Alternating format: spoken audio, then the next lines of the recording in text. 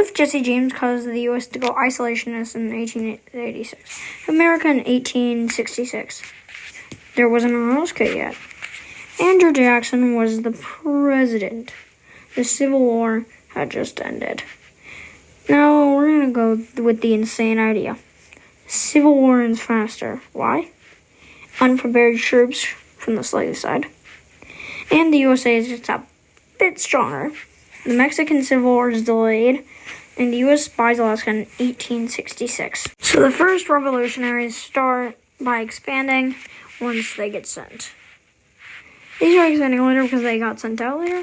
And the U.S. does something kind of stupid, and they say, we annex Baja California. Trying to say it's like just to do something during the Civil War. Mexico takes that as an invasion, so they declare war on the U.S. The U.S. not being fully ready, gets invaded, but they fight back immediately, trying to destroy Mexico. These rapid invasion speeds are not really Mexico's jam because Mexico is just getting kind of obliterated by both. The revolutionaries are doing way better than they have. And then the U.S. invades them for some reason. They try to make allies, but I guess the U.S. just wasn't feeling it. And I don't know, I'll probably go into that more in a bit because this is so fast-paced. Then Mexico surrenders to both of them. And then the U.S. is still at war with the revolutionaries, so they go into war, blah, blah, blah, blah, blah. And then peace is made. Oh yeah, they bought Alaska at that time, so Alaska had just been bought. Look at the piece. So U.S. annexes this much, leaving the New Mexico so damaged. And this angers a lot of countries. Wow. Trade stops for a bit. Some people hesitate to trade. Wait, we gotta make a quick breakdown of that war. Mexico's into the revolution later. USA takes Baja California for some reason. Mexico surrenders after they declare war on USA. And USA invades the revolutionaries and wins. The effect on what America just did. A lot of their partners had no trade and they didn't really be allies. The Berlin Conference, they never got an invitation. Now it's time to see what happens in World War I. There couldn't be a Zimmerman telegram at all. You might be asking, why couldn't there be a Zimmerman telegram? Mexico wasn't that good of a state. So even if America would not join. And if they did join, they'd probably send a good amount of forces, but it wouldn't work. Map time. So the war, let's see what happens in the beginning. This is like right after the Zimmerman telegram would have been told in USA. Germany tries to capture, wrong. Okay, we're gonna edit the size a bit. We're gonna test sizes quickly. Sorry, I'm unprepared. Okay, let's test this. But Germany makes this mark because they've moved their forces from Russia more into France. They meet up and say France is easier to follow than us killing all of Russia. That causes Russia to start making their invasion like they did. But they're mainly focusing on Ottomans and trying to deal with Austria-Hungary. They're able to make actually strong breakthroughs, and that's because Italy, they had their forces stationed on Italy. Austria-Hungary wasn't that prepared, but they knew kind of that Italy would probably attack them. So they put their forces on there for self-defense, and they were able to kick most of the Italian forces out of their land and make a bit of an invasion into Italy. So that's what happened. And then the Germans decided to go ballistic when they finished their encirclement of Paris. They just slowly chopped off areas waiting for Paris to try to make a move. And then Paris and all their forces trying to make a way out. But while their forces were doing that, Germany saw the perfect opportunity to seize the capital, and France had lost their capital. This is one of the worst things. This is what Germans had planned for, and now they could send their forces eventually back. But they decided to get free land because it's free. Then they kicked Russia right out of them a month later after they had captured Paris. Though Russia had seen this coming and was able to put a lot of troops on the German border. But they still got very heavily damaged. The capturing of Paris, let's go a bit deeper into that. It took 3 months in all. Britain and France combined lost 125,000 forces. Germany only lost 68,000. Germany would continue their invasion for a little bit until Britain said to them, let's make a ceasefire. So there's a ceasefire in that region. It's in Austria-Hungary and, But there wasn't a ceasefire between Russia and everyone. Russia kept on bullying the Ottomans. And the Ottomans were the only one who never got the ceasefire deal. Britain hated them still, and they wanted them dead. So Britain made a landing even. This was very surprising, but the Ottomans had nothing to do. The Italians made a landing, and it was practically like the Ottomans weren't even in the group. So the Ottomans were kind of had surrendered for now. Then Germany started making their big invasion of, Russia. And then a major battle took place to see who would get the shore. Germany won. They started expanding, coming near Petrograd. It's their capital still. It's still the normal capital, Leningrad. But they don't want it to be some German, so it's Petrograd. I know. It's Petrograd. But Austria-Hungary had what? Oh yeah, Germany had gotten invaded by Russia, but Austria-Hungary was kind of able to make comebacks. So with the Italians, they were destroying the Italians.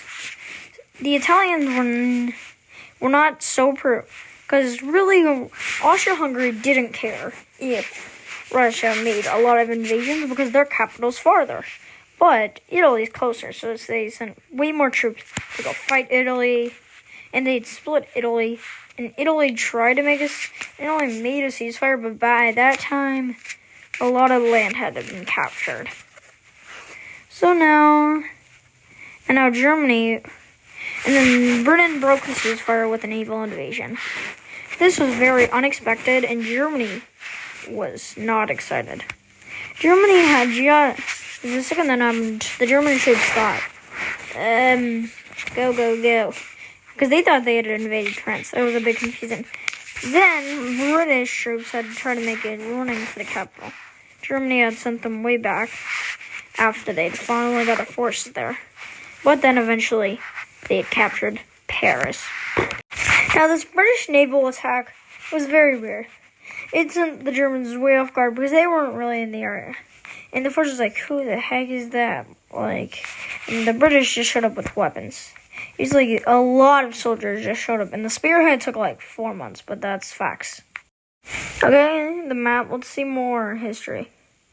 Okay, so we have Britain seizing a bit more land. This is because their army is very strong.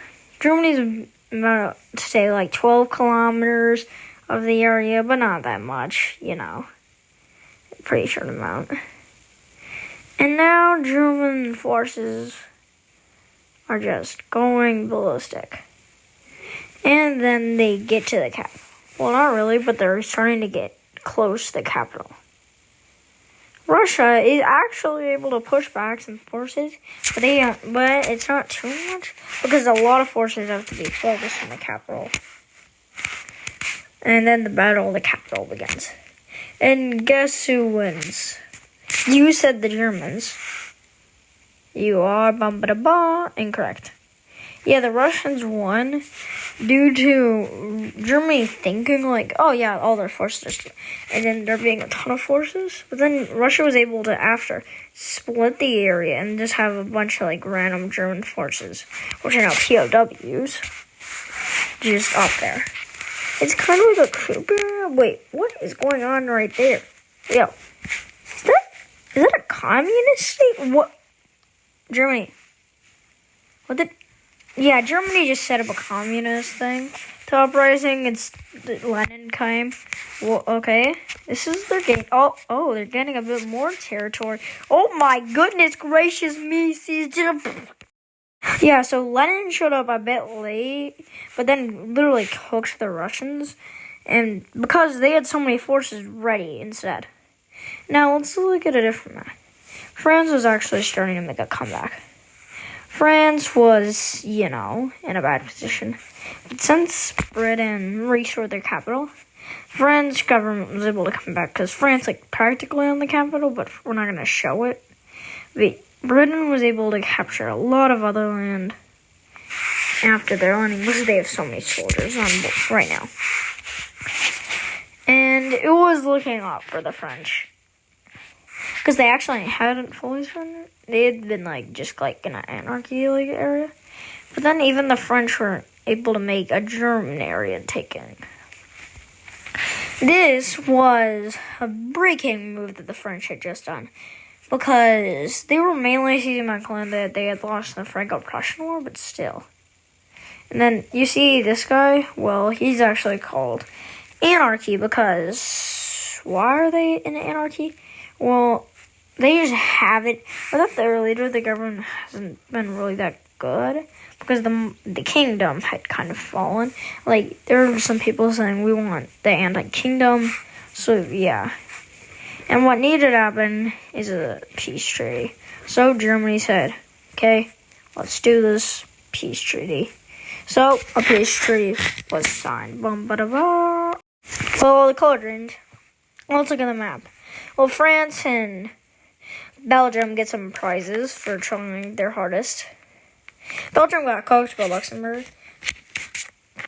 Austria would get some land from Italy because, Italy got absolutely obliterated.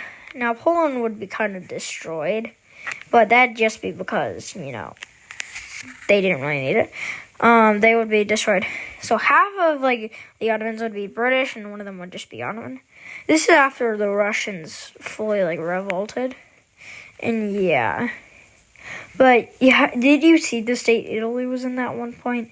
This is why there's, strips land. Yugoslavia even got some land. Because this is, the World War II, before thing treaty, but just a bit different, really. Oh, yeah, America's doing pretty well now. They would, come out eventually, being not isolationist fully. And they have, why? Because of some Austrian things. I don't know what Austria was really doing. Oh, dang. Oh, my goodness. Wow, something bad was going. But America would be, sixth, maybe, in the world for strongest. Japan, kind of, and, economically and some other stuff. And it would not need to take rent. Wait a minute.